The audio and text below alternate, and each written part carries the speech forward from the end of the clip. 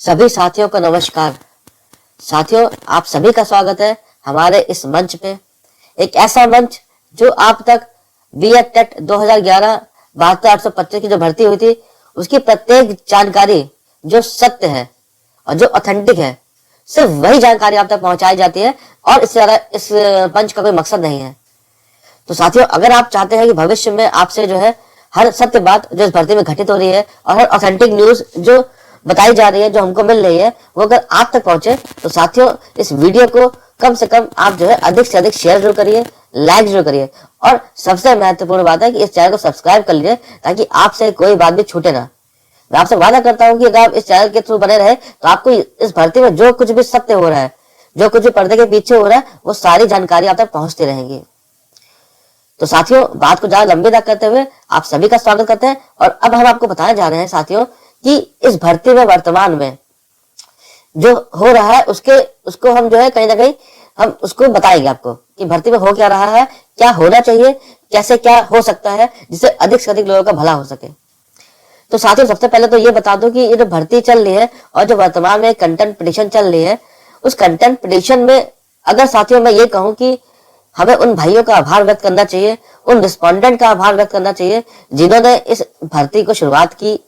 Content petition को शुरुआत की, बहुत सारा अपना पैसा लगाया, तन मन धन से लगे रहे, बहुत सारी जानकारियां बटोरी, बहुत सारे कागज इकट्ठे किए, तब जाके ये केस खड़ा हुआ है। और सबसे अच्छी बात है कि इस केस को देखने वाले देवता तुल्य हमारे जो जज महोदय हैं, आदरणीय संजय करोल साहब और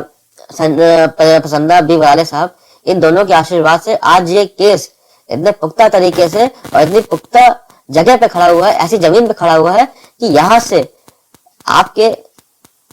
मिलने के आसार बहुत ज्यादा बढ़ जाते हैं।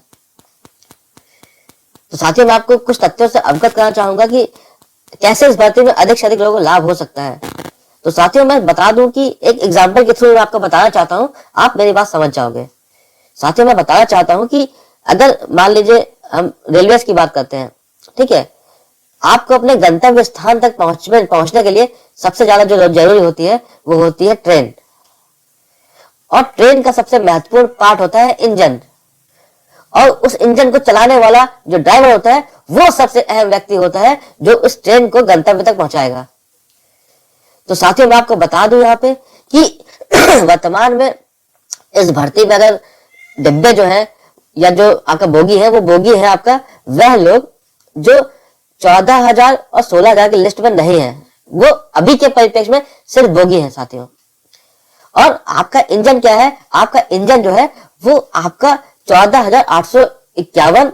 और 16,470 जो आपके पिटिशनर थे, जो 16 दिसंबर 2025 मध्य रात्रि 12 बजे से पहले सुप्रीम कोर्ट में पहुंच चुके थे, सुप्रीम कोर्ट में आ चुके थे, सुप्रीम कोर्ट के सभी मानकों को पूरा कर रहे थे, वो है इसका इंजन। और साथियों, वो रिस्पोंडेंट भाई जिन्होंने इस केस को डाला और जिन्होंने 2023 में इस कंटेंट पिटीशन को डाला, वो है इसके जो है असली जो है वो ड्राइवर है। तो साथियों, मैं ज्यादा कुछ नहीं बोलते, बस यही कहूंगा कि साथियों, जब तक इंजन रेलगाड़ी नहीं खींचेगा, रेलगाड़ी वहीं की वहीं खड़ी रहेगी और आप अपने जो गंतव्य स्थान है उसको मिस कर जाओगे। आप मेरी बात को समझो, मैं इसको रिलेट करता हूं कि साथियों, वर्तमान परिप्रेक्ष्य में आदरणीय जज साहब महोदय के आदेशानुसार लिस्ट बनी 14,851 लोगों की लिस्ट, और उसके बाद संशोधन होकर जिन लोगों के नाम छूट गए थे या जिन लोगों की त्रुटियां हो गई थी, या कुछ लोग ऐसे भी थे जो आखिरी डेट पे पहुंचे थे और जो मतलब पहुंच चुके थे कोर्ट में, लेकिन किसी कारणवश वो छूट गए थे उस समय। मतलब कहने का साफ है कि उसके बाद एक संशोधित लिस्ट बनी थी 16,470 लोगों की।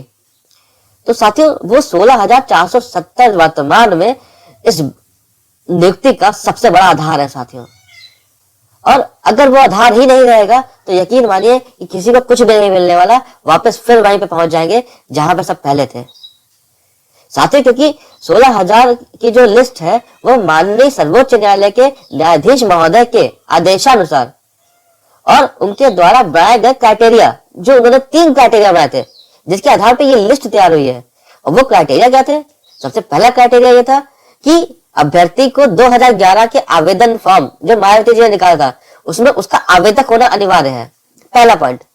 दूसरा पॉइंट, माननीय सर्वोच्च न्यायालय का जो अंतिम आदेश आया था, जो आपका जुलाई 2017 में आया था, 25 जुलाई 2017 में जो अंतिम आदेश आया था, उससे पहले आप सुप्रीम कोर्ट में किसी भी तरह से एज ए पार्टी रजिस्टर्ड होना चाहिए। दूसरा पॉइंट। तीसरा पॉइंट जो था वो ये था, जो संजय करोल साहब ने और माननीय वराले साहब ने खुद कहा था कि 16 दिसंबर 2025 मध्य रात्रि 12 बजे तक जो भी व्यक्ति किसी भी माध्यम से कोर्ट के अंदर पहुंच चुका है, कंटेंट पिटीशन में जुड़ चुका है, वो व्यक्ति जो है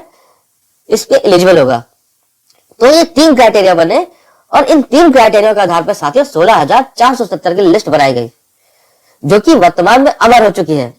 आप इस बात को मानिए कि अब कुछ भी अगर इसमें मिलता है तो सबसे पहले अगर किसी को मिलेगा तो 16,470 लोगों को जो है कुछ मिलेगा, और उसको आधार बना के जो उसके बाद के लोग हैं उनको कुछ ना कुछ तो मिलेगा। तो साथियों हम आपको सिर्फ इतना बताना चाहते हैं कि अब जो इसमें है वो सबसे पहले अगर किसी को कंसीडर करने का आदेश मिलेगा तो वो मिलेगा इन 16,470 लोगों को,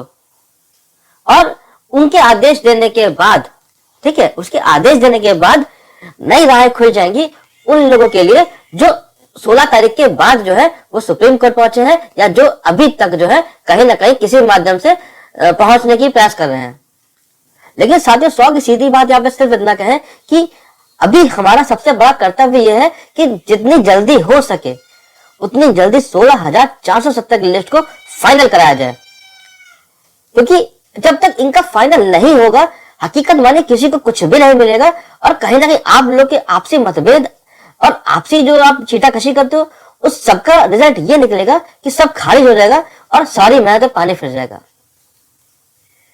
तो साथियों मैं कहना चाहता हूं कि जितने भी बीएड टेट 2011 के साथी हैं जो कहीं ना कहीं आपका एनसीटी नॉर्म्स 83 नंबर कैटेगरी और 90 नंबर जनरल को फुलफिल करते हैं और 2011 के पास आउट हैं, उन सभी के लिए रास्ते खुलेंगे साथियों, लेकिन एक सीक्वेंस से साथियों। और वो सीक्वेंस यही है साथियों कि सबसे पहले जो है इस 16,470 की लिस्ट को फाइनल होने दिया जाए, उसके ऑर्डर के बाद आप आगे बढ़ सकते हो और उसके आगे के बाद आपके रास्ते खुल जाएंगे। क्योंकि अगर इस लिस्ट को बेनिफिट मिल गया तो हकीकत मानिए 72,825 का बैरियर टूट जाएगा, और खुद स्टेट के द्वारा कई बार कहा गया है, उनके एफिडेविट्स में कहा गया कि उनके पास अभी कई वैकेंसी, हजारों लाखों वैकेंसी खाली पड़ी हुई है।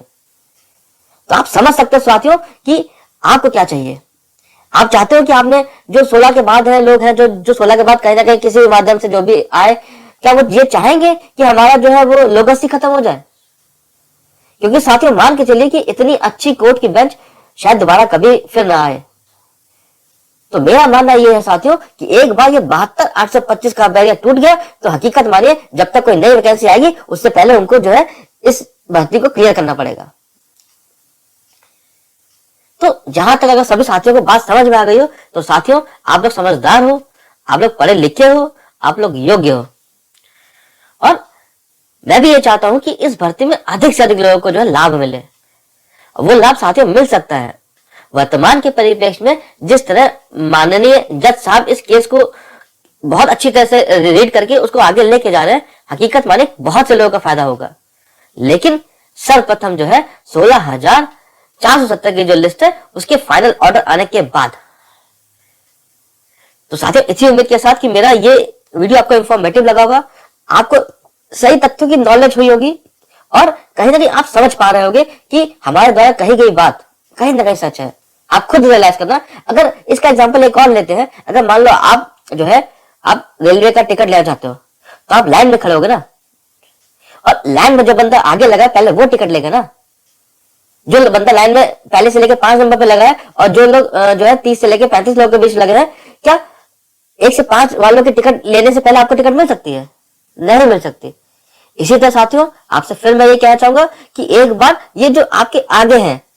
जो 16,470 लोग हैं इनको एक बार मिल जाने दीजिए, क्योंकि इनको एक बार मिल जाएगा तो वो विंडो जो है वो खुल जाएगी। कौन सी विंडो? जो 72,825 की टूटेगी, उसके बाद आप सबको भी टिकट मिल जाएगा। तो साथियों इसी उम्मीद के साथ आप सबसे मैं फिर मुखातिब होऊंगा अपने अगले ब्लॉग में, और आप तक सत्य और ऑथेंटिक जानकारी पहुंचाने की कोशिश करूंगा। तो साथियों फिर आपसे कहना चाहूंगा कि जो भी साथी अब तक इस मंच से नहीं जुड़े हैं वो कृपया इस मंच को सब्सक्राइब जरूर कर ले, वीडियो को अधिक से अधिक शेयर और लाइक कर दें। धन्यवाद साथियों, मिलता हूं आपसे फिर से। जय हिंद।